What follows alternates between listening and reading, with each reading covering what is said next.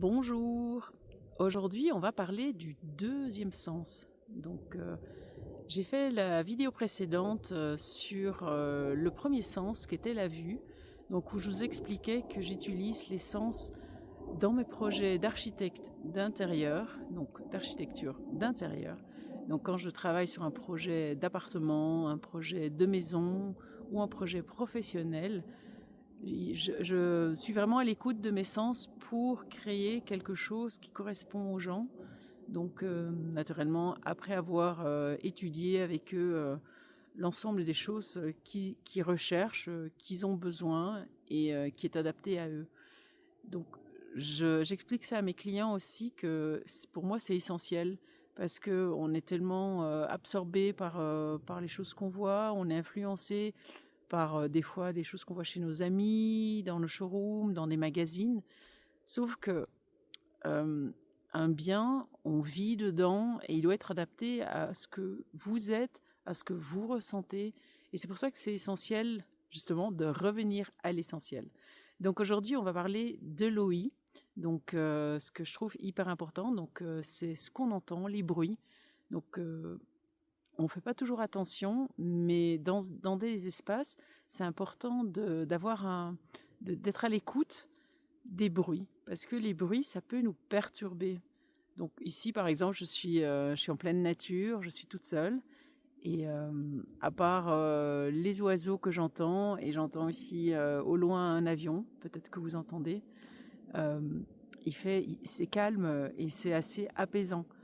On peut vivre dans des espaces, quand par exemple on vit dans des grandes villes, où on est perturbé par les bruits extérieurs.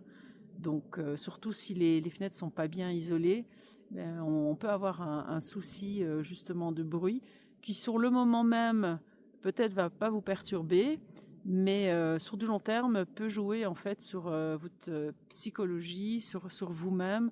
Ça peut vous stresser.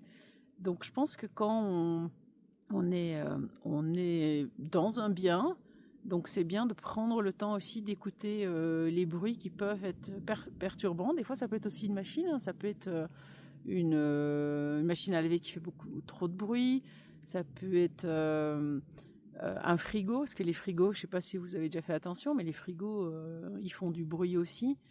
On peut en fait, concernant le bruit, on peut apporter des choses dans l'aménagement pour aider à absorber le bruit pour qu'il soit en fait mieux, euh, qu'on puisse mieux le, comment expliquer, qui nous perturbe moins en fait. C'est tout simple. Et pour cela, donc pour améliorer l'acoustique dans un espace, il existe aujourd'hui, il existe beaucoup de panneaux. Il existe des panneaux acoustiques qu'on peut mettre au mur. Ça peut être décoratif. Il existe des cadres photos. Si vous avez des belles photos, vous pouvez les faire reproduire sur un tissu acoustique. On peut apporter des tapis. Donc ça aussi, c'est bien quand vous aimez un peu le côté cocooning, ben on va mettre des tapis dans les espaces. Donc ça va absorber le bruit. Il y a les rideaux qui peuvent absorber le bruit. Donc, il y a plein d'éléments qu'on peut trouver et qui existent, qui peuvent vous aider à absorber donc tous les bruits perturbants chez vous. Donc, essayez de prendre le temps d'être à l'écoute, donc de vous poser, d'écouter et de faire attention aux bruits qui vous entourent. Donc là, maintenant, en m'écoutant, pensez à le faire. Ça, vous seriez peut-être des fois surpris d'entendre des choses auxquelles vous n'avez jamais fait attention. Donc, faites-y attention. Pour les gens qui sont en recherche d'un nouveau bien ou qui vont construire, faites attention aussi où vous allez construire. Regardez ce qui se passe autour du terrain où vous allez avoir votre nouveau bien, ou les personnes qui achètent quelque chose, un bien en rénovation, un bien existant. Regardez aussi ce qui se trouve alentour. Est-ce qu'il y a des routes? Est-ce que vous avez peut-être des plaines de jeux pas loin ou un centre de sport Mais tenez-y compte parce qu'en fait, dans la journée, vous allez peut-être travailler à l'extérieur, donc vous ne l'entendez pas.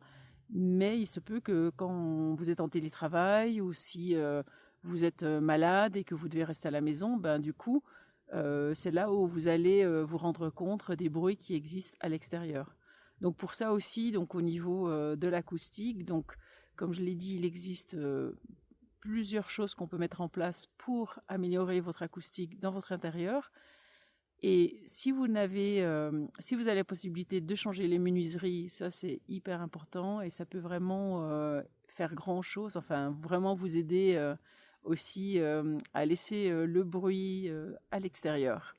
Donc voilà, donc aujourd'hui je vous ai parlé du bruit, donc l'importance de tenir compte du bruit, que ça peut être perturbant et que ça peut aussi vous pourrir des fois même la vie.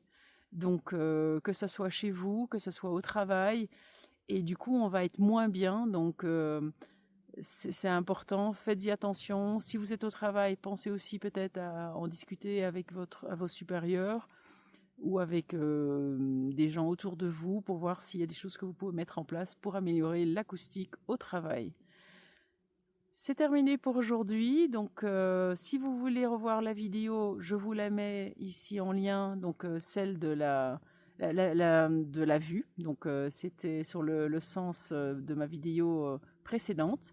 Et puis, je vous dis à la prochaine vidéo où là, je vais vous parler de l'odorat.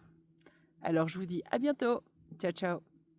Et oui, j'allais oublier. N'oubliez pas de me mettre dans les commentaires si vous avez entendu des bruits, si vous avez pris le temps d'écouter ce qui vous entoure et si vous avez entendu des bruits et quels sont ces bruits et est-ce que vous pensez pouvoir apporter quelque chose pour les améliorer. Et puis n'oubliez pas de me mettre un pouce bleu sur ma vidéo, ça me ferait très plaisir. Bon, mais cette fois-ci, c'est vraiment un au revoir. Allez, à la prochaine, ciao ciao.